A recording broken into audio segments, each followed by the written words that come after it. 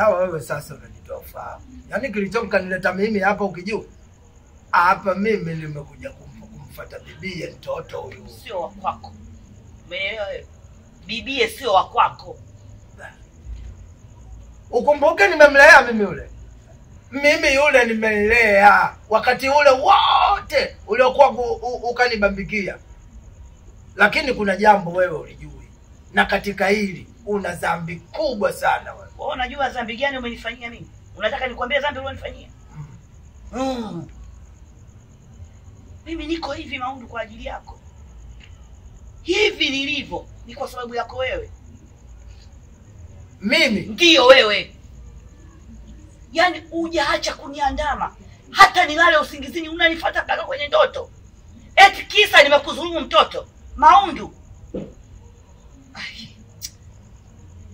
Kwa hiyo unaona katika jambo hili mimi ndio akulaumiwa. Nani alaumiwe kama sio wewe?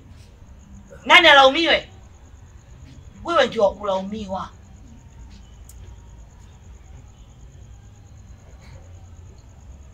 Nisikilize mkwambie.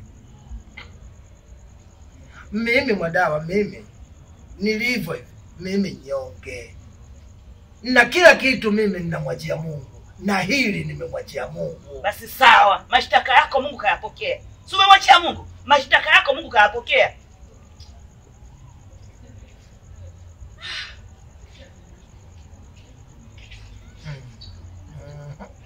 Madawa, ninakuhurumia sana. Mnafiki mkubwa wewe, unamhurumia nani? Toka kwenye nyumba yetu, ondoka! Nakwambiaje usitake kumfuatilia mwanangu. Bibia ni mtoto wangu. Sitaki uwe karibu na mtoto wangu. Ondoka wewe baba. Ondoka wewe baba.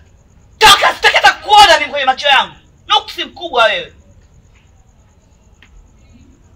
Toka! Toka! Toka nakwambia. Dada, kuna nini? Peleke ndani. Peleke ndani. Nipeleke ndani.